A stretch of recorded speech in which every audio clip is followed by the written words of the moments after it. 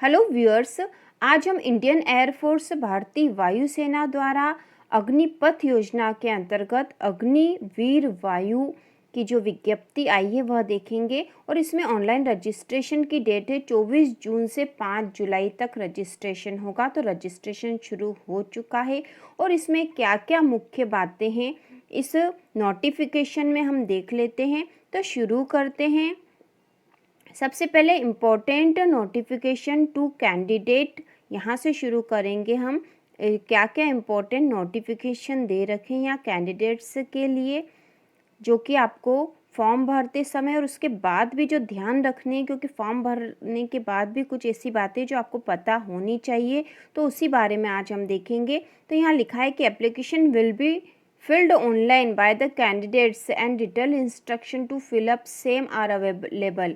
तो यहाँ पे साइट दे रखी है indianairforce.nic.in या फिर career.indianairforce.cdse.in। इन साइटों पर आप रजिस्ट्रेशन कर सकते हो। यहाँ पे साइटें दे रखी है। इसके बाद हम देखेंगे कि online registration shall commence at, तो यहाँ पे तारीख बता रखी 24 जून 2022 से 5 जुलाई तक आप अपना रजिस्ट्रेशन करवा सकते हो यदि आप इस योजना के अंतर्गत, अग्निपथ योजना के अंतर्गत अग्निवीर वायु मतलब एयरफोर्स में जाना चाहते हो। इसके बाद following document are to be uploaded as applicable to respective candidates. तो कौन कौन से डॉक्यूमेंट आपको अपलोड करना है, तो वह है क्लास 10th 10वीं की मार्कशीट चाहिए आपको। इसके बाद 12वीं की मार्कशीट चाहिए।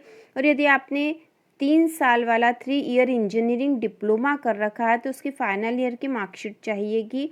और यदि आपने कोई वोकेशनल कोर्स कर रखा 2 ईयर वाला 2 साल वाला, तो वो भी आपको यहाँ पर लगाना है। इसके साथ ही पासपोर्ट साइज फोटोग्राफ चाहिए और लेफ्ट हैंड का थंब इम्प्रेशन लगेगा, वहाँ पे सिग्नेचर होंगे। तो सारी जो आपको ऑनलाइन एप्लीकेशन में चाहिए वो तो आप कर ही लोगे। एग्जामिनेशन फीस भी यहाँ पे दे रखी है 250 रुपीज़। और कैंडिडेट्स मस्ट हैव ईमेल आपका होना चाहिए और मोबाइल नंबर आपको ऑनलाइन रजिस्ट्रेशन में ज़रूर दिखाना है, क्योंकि बाकी की जानकारी सारी इसी नंबर पर आने वाली है। अब हम कुछ और इम्पोर्टेंट चीज़ें देख लेंगे। यहाँ पर कोविड के जो इंस्ट्रक्शन थे वह इसमें लागू रहेंगे। कोविड के नियमों का पालन करना है। इसके बाद आगे जो दे रखा है एलिजिबिलिटी क्राइटेरिया, मतलब यहाँ पर आपकी योग्यता क्या क्या होनी चाहिए। तो डेट ऑफ बर्थ ब्लॉक, ठीक है, date of birth candidates born between, candidates का जन्म 29 दिसंबर 1999 से 29 जून 2005 के बीच होना चाहिए, वही आवेदन कर सकते हैं।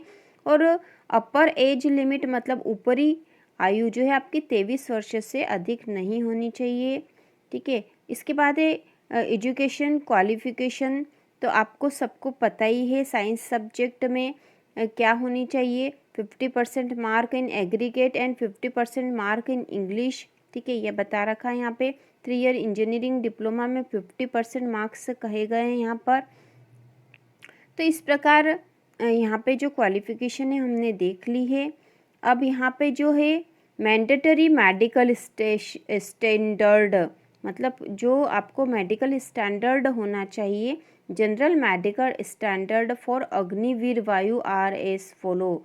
क्या क्या होना चाहिए, वेरी इंपॉर्टेंट है। यदि आप रजिस्ट्रेशन भी करवा देते हो तो आपको क्या क्या जो है मेडिकल स्टैंडर्ड क्या क्या होना चाहिए पता होना चाहिए। तो यहाँ है height, minimum acceptable height is 152.5 centimetre, 152.5 centimetre height लगभग आपकी मिनिमम कम से कम होनी चाहिए।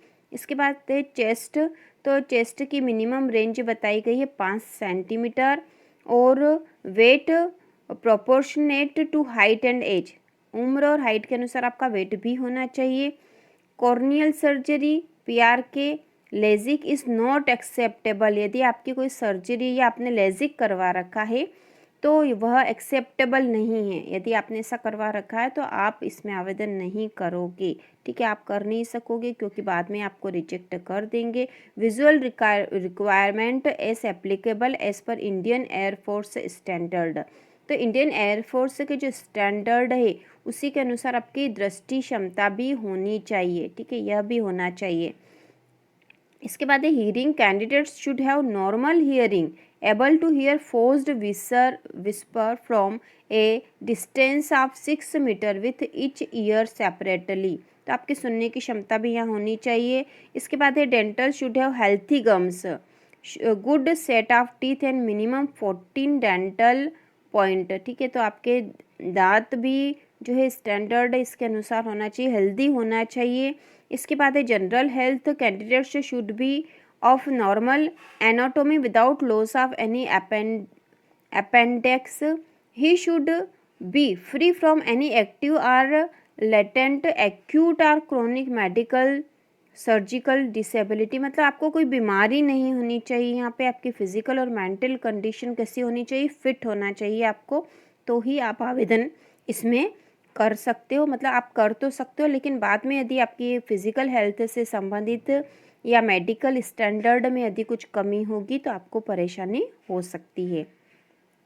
इसके बाद हम आगे देख लेते हैं और जो महत्वपूर्ण बातें हैं आपके रजिस्ट्रेशन के अलावा वो क्या क्या हो सकती है, क्योंकि सामान्य बातें तो आप सभी को पता है। इसके बाद हम आगे देखते हैं consumption of narcotic drugs and psychotropic substance, तो इस तरह की कोई भी एक्टिविटी आपकी नहीं होना चाहिए।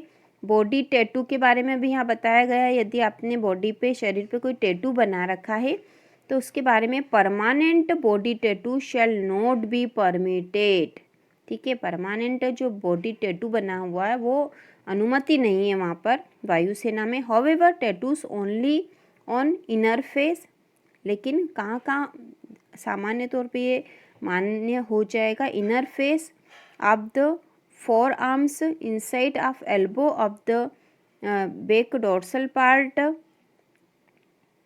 of the hand, reverse side of palm for tribal tattoos which are as per custom and tradition of their tribes may be considered, मतलब यदि आपके सामाजिक मान्यता के अनुसार यदि कुछ टैटू बने हुए हैं, ठीक है, जैसे यहाँ पे दे रखा ट्रेडिशनल संस्कृति के अनुसार यदि बना रखे हैं तो वो मान्य हो जाएंगे। However right to decide on acceptability unacceptability of the individual shall rest with the selection centre, तो जो सिलेक्शन सेंटर है वह उसे ही अधिकार है कि वह डिसाइड करेगा कि आपका कोई सा टैटू सिलेक्ट होगा या नहीं, मतलब मान्य कर लेंगे या नहीं।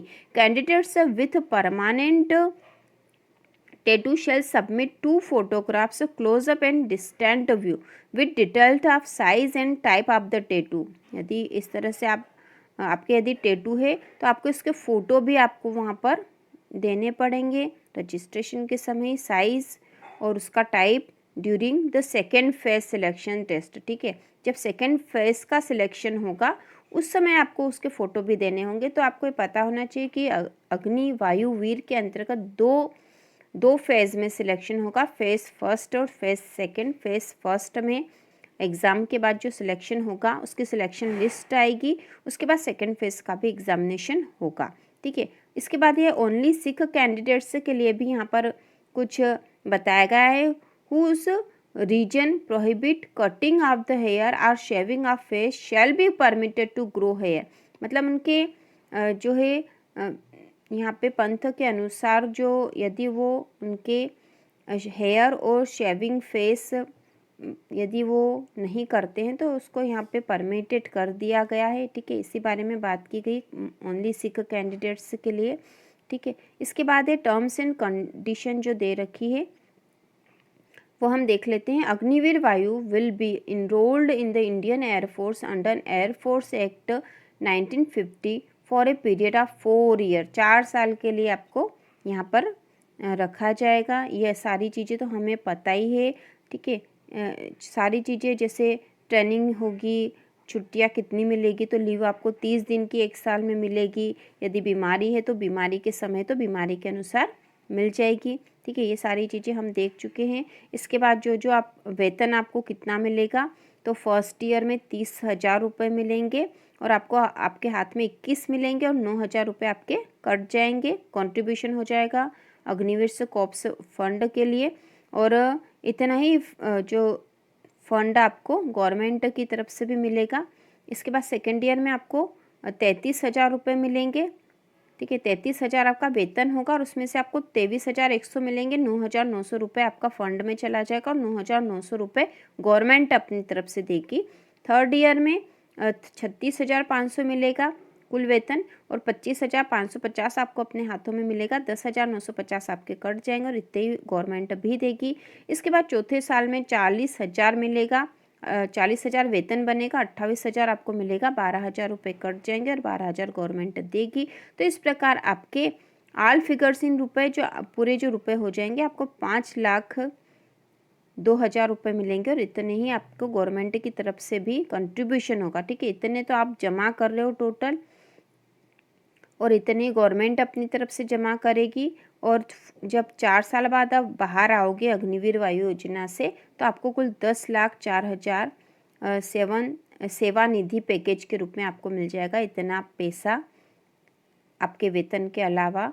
तो यहाँ पे आगे हम जो जो महत्वपूर्ण चीज़ें देख लेते हैं। महत्वपूर्ण जो है सीक्वेंस ऑफ एग्जामिनेशन। ठीक है, अब यहाँ पे एक महत्वपूर्ण बात यह है कि 2 फेज़ में एग्जामिनेशन होगी। ठीक है, 2 फेज़ में एग्जामिनेशन होगी, फेज़ 1 और उसके बाद फेज़ 2 भी होगा, क्योंकि फेज़ 1 के आधार पे जो कैंडिडेट से सिलेक्ट होंगे उनकी मेरिट बनेगी और उसके बाद फेज़ 2 होगा। तो ये महत्वपूर्ण बातें हैं यहाँ पर। इसके साथ ही साइंस सब्जेक्ट और अदर देन साइंस सब्जेक्ट यहाँ पे बताया गया है कि आपको इंग्लिश, फिजिक्स और मैथमेटिक्स ये सब्जेक्ट के आधार पर एग्ज़ाम होगी। और अदर देन साइंस सब्जेक्ट उसमें इंग्लिश मेन आपके एग्ज़ाम में आएगी और science subject and other than science subject के अलावा जो होगा तो उसमें रीजनिंग और जनरल अवेयरनेस के क्वेश्चन आएंगे। तो अग्निवीर वायु योजना के अंतर्गत जो एग्ज़ाम होगी उसकी तैयारी जल्द ही चैनल पर की जाएगी, मेन रूप से रीजनिंग और इंग्लिश वाली। तो यहाँ पर हमने सारी जो मुख्य मुख्य बातें देख ली है। तो इसी प्रकार के और वीडियो देखने के लिए, नई नई योजनाओं की जानकारी के लिए चैनल को सब्सक्राइब कीजिए।